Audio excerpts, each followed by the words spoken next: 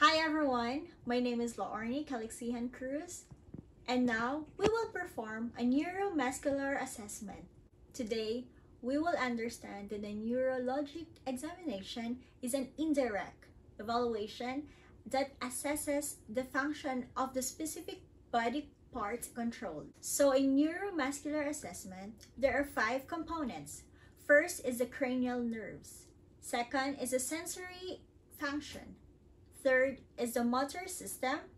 Fourth is the cerebellar function. And fifth, but not the least, is the reflexes. In this demo, we will only perform 4 components because we already finished the cranial nerves. So it's going to be the sensory function, the motor system, cerebellar function, and reflexes. So I hope you will enjoy my video demo, and please don't forget to subscribe my YouTube channel, Laarni Calixijan Cruz. Thank you. Check all your equipments prior entering to the patient room.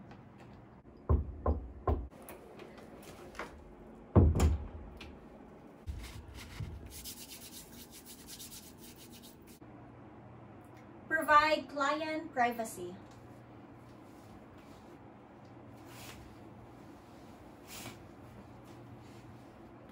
Hi ma'am, my name is Laarni Cruz. I will be the assisting nurse for today. Can I have your name, ma'am? Can you state your name? Alexis Denzel. Alexis Denzel. How are you today, ma'am Alexis Denzel? I'm fine and good. Oh, great to know that. So right now, ma'am, I'm going to get your vitals. Is it okay with you, ma'am? Yes. Okay, so I will start with getting your temperature. I have here a thermometer. I will put this under your axilla. Okay? Okay. Put it here, ma'am. Is it okay, ma'am? Okay. Are you comfortable? Yes. Okay, good. And then, I'm going to start getting your pulse rate. Yeah, just relax, ma'am. Okay. And then, I will get your respiration. So, I put here.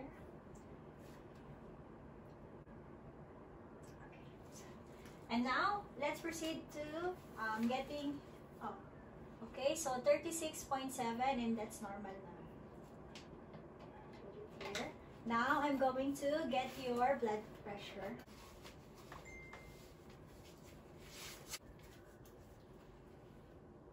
Your blood pressure, ma'am, is 110/90. After getting the vitals, we now proceed to the sensory examination. First test is the tactile sensation or the light touch. Brush a light stimulus such as a cotton list over patient's skin in several locations, including the torso and extremities. So, ma'am, I want you to put your hands on your legs, and then do a supine position on your 2 arms. I will use this cotton for me to test if the patient can feel anything when I touch or use this cotton to touch her skin. Do you feel anything, ma'am? Yes. Okay, let me do it again. I'll start here. Do you feel anything? Yes. Now we're going to test the pain and temperature of the patient during the sensory examination. We have to remember that pain and temperature simulate skin lightly with the sharp and dull ends of the paper clip. So we will use a paper clip, and then we will apply, use this to identify whether the patient can identify if the sensation is sharp or dull. Okay, ma'am, so I want you to open your 2 arms like this. So I will start. Do you feel anything? Do you feel sharp or dull? Dull. Dull. Do you feel sharp or dull? Dull. I'll also test the legs, so we will distinguish if the patient, okay, that's fine. So we will start here. Do you feel anything? Sharp Dull. or dull? Dull. Dull. Okay, here. test. Sharp or dull? Dull. Dull. Okay. Now we are going to test the temperature.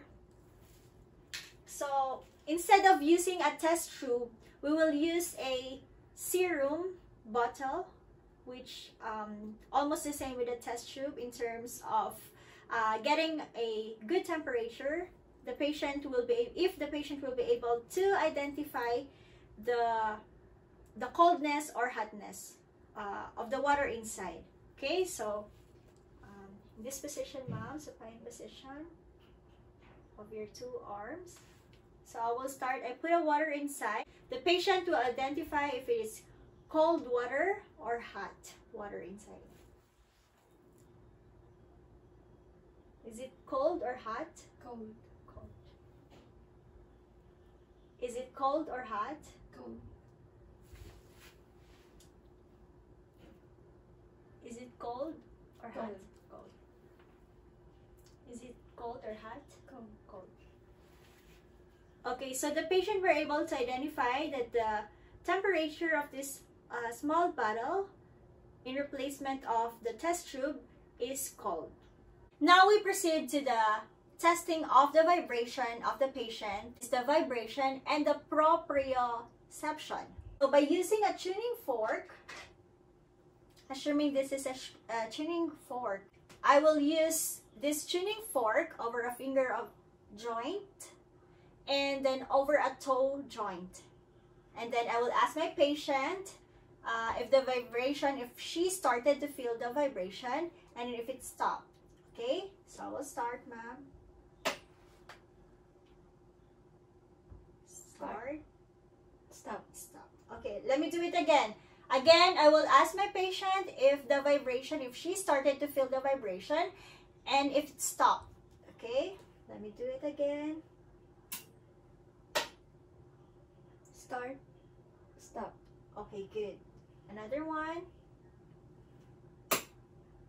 Start. Stop.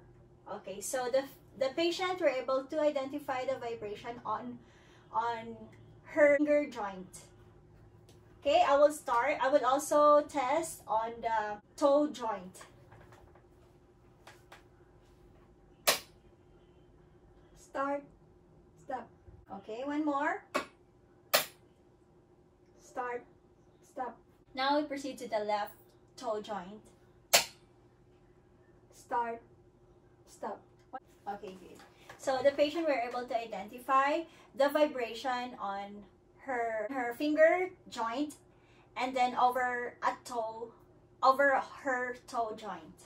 The next step for sensory examination is stereognosis, when the patient's eyes are closed. And then I'm going to let my patient, this is a test if my patient can identify what is the object that I'm holding right now. And I'm going to put it on her palm right now. Can you identify what is on your palm right now? It's a key.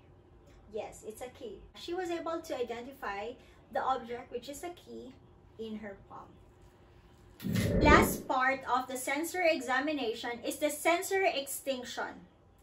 This is where I simultaneously touch both sides of the patient's body or same point of, or in this case, I will touch her shoulder and then I will ask the patient to point where I touch.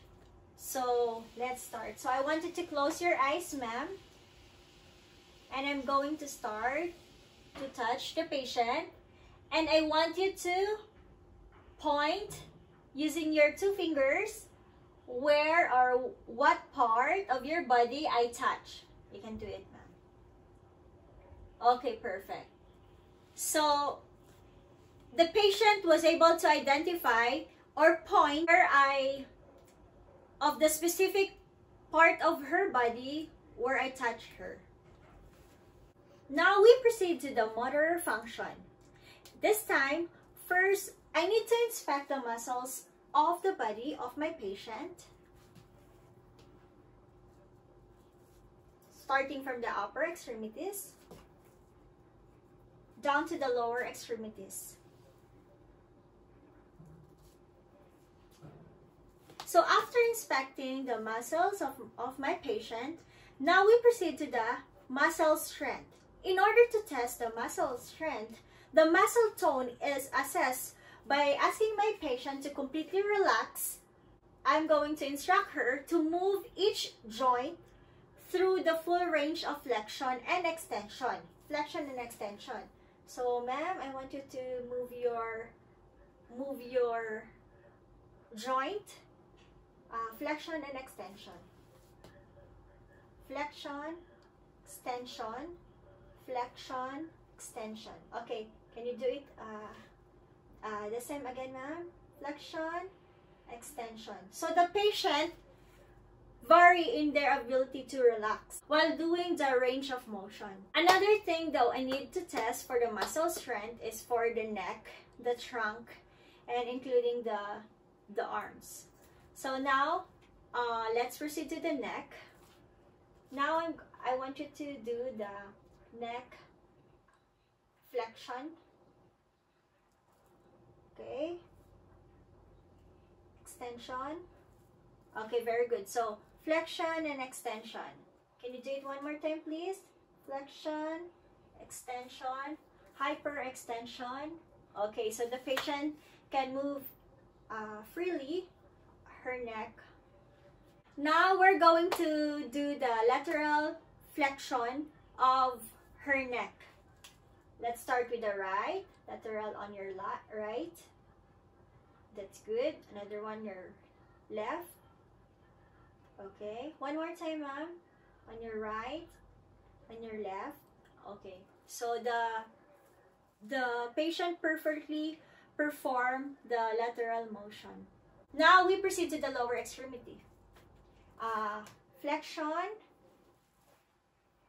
extension. Okay, let's do it both sides. Flexion, extension, flexion, extension. Okay, without my assistance, can you do it, ma'am? Flexion, extension, flexion, extension. Now it's time to test the cerebellar function. Cerebellar influence on the motor system is reflected in balance and coordination. So coordination of the hands and extremities is tested by rapid alternating movements and also point-to-point testing. So in balance and coordination, the rapid alternating movements or RAM, I'm going to ask my patient to pat the knees with both hands, lift up, turn hands over, and her knees of the head. I'm going to ask my patient to pat the knees with the back of the hands. Okay, so ma'am, then okay. So this time I will ask my patient to do it faster. Okay, so this time slow first. Okay. Okay, very good. And then this time it's faster. 1, 2, 1, 2, 1, 2, 1, 2. Okay, so the patient can perfectly perform the rapid alternating movement or RAM. Now we proceed to the finger-to-finger test. In this test, I will ask my patient to use her index finger to touch my finger, then touch her own nose, and then after a few times, I will move my finger to the different spot.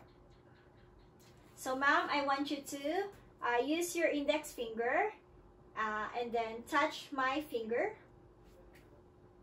And then hold your nose. And then I will move to the next or different spot. Touch my finger, hold your nose. Touch your finger. Hold your nose. Touch my finger. Hold your nose. As I can see, the movement of the finger of my patient is accurate and smooth. We're going to have the thumb opposition. I will ask my patient to touch the ends of each fingers. So normally the patient can do the opposition on both hands. So first I will ask her to touch the ends of each fingers on using her right right fingers. Okay, ma'am, on your right. Okay, so touch the ends of your finger. Touch the end of your fingers.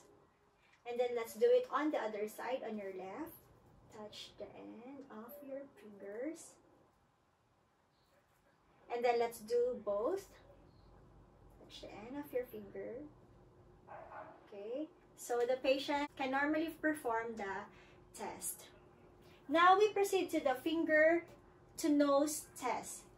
In this test, I will ask my patient to close her eyes. Ma'am, can you please close your eyes? Can you please stretch your arms? Using your left and right index to touch your nose. Okay, one more. Ready? Stretch your arms. And then I want you to use your left and right index to touch your nose. Okay. The patient was able to perform smooth and accurate. Now we proceed to the balance and coordination. Coordination in the lower extremities is tested by the patient run heel down and anterior surface of the tibia of the other leg. Each leg is tested. So heel, this is what we're going to perform. Heel to shin test. The heel to shin test is a measure of coordination and may be abnormal if there's a loss of motor strength. So to perform the heel to shin testing, the patient flexes hip to place heel to knee and runs heel smoothly down the crest of the tibial to ankle, and then going up, and then going down. Okay, thank you, ma'am. Another side, patient flexes hip to place heel to knee, runs heel smoothly down to the crest of the tibia, shin to ankles, or shin to ankle. Okay. For the gait and motor function, I will ask my patient to walk 10 to 15 feet back and forth. The movement should be coordinated. Both arms swing and turn without losing balance. So, ma'am, can you please walk from there to here?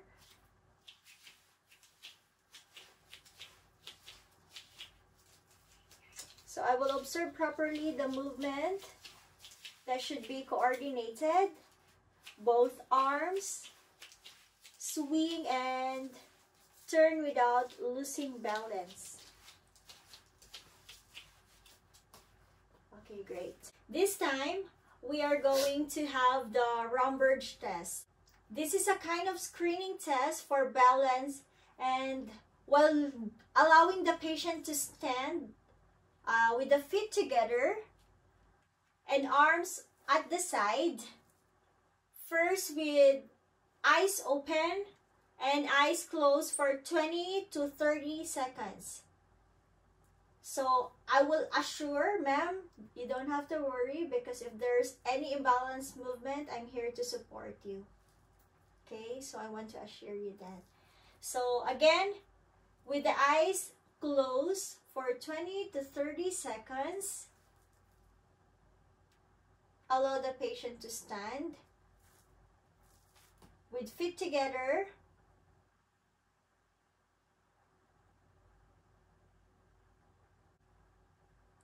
Okay, good. Open your eyes, ma'am. So in this test, the patient was able to perform without any imbalances. Now we're going to perform the tandem walking. I will ask my patient to walk a straight line, in a heel to toe fashion.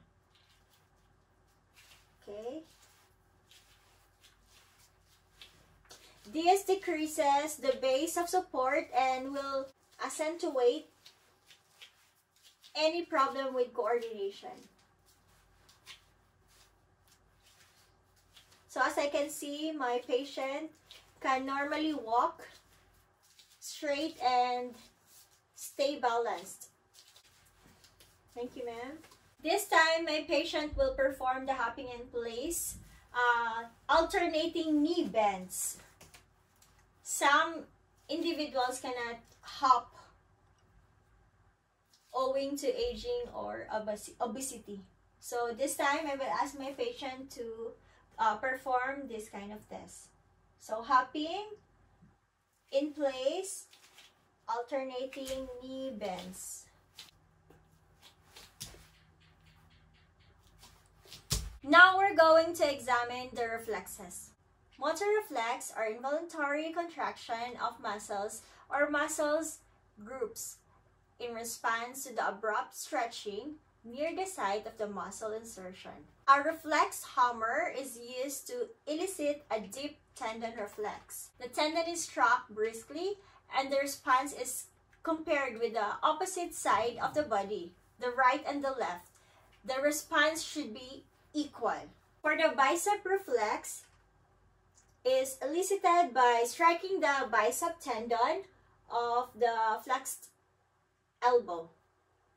Is elicited by striking the bicep tendon of the flexed elbow. So I'm going to support the forearm with one arm while placing the thumb against the tendon and striking the thumb with a reflex hammer.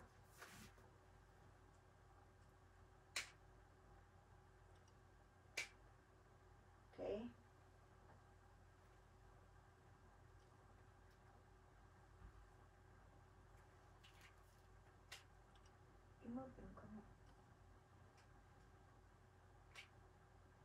Flexion at the elbow and contraction of the biceps.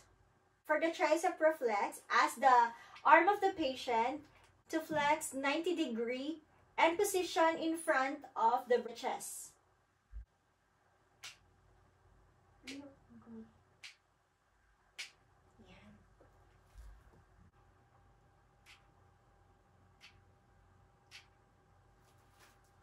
Another side.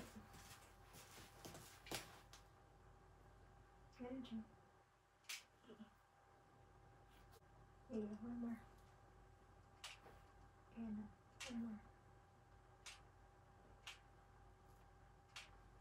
The contraction of quadriceps with the extension of knee. That's a normal finding.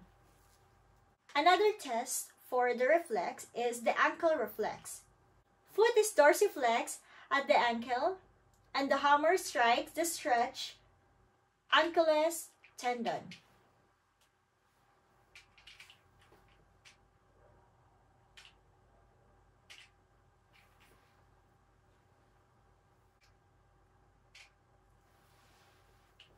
Next is the test for cluness. When reflexes are very hyperactive, a phenomenon called cluness may be elicited. If a foot is abruptly dorsified, it may continue to beat 2 or 3 times before it settles into a position of rest. The presence of cluness always indicated the presence of CNS disease or requires the further evaluation. So flexion,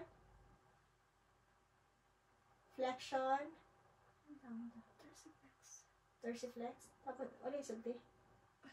Walang schmittes. Saan ba siya? Other side.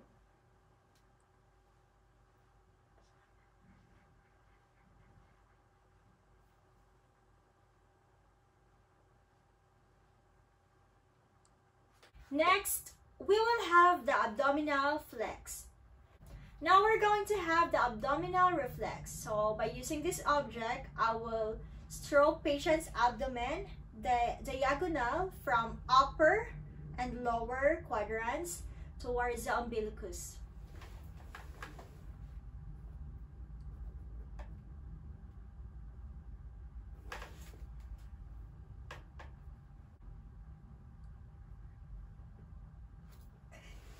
Next is the BABINKI reflex.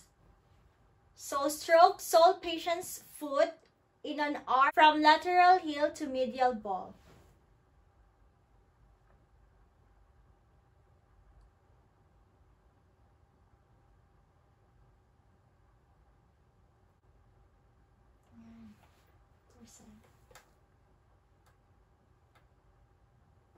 So that ends for our demonstration for neuromuscular assessment. I will wash my hands and then do the documentation. Thank you very much, ma'am. Thank you, everyone. Have a good one.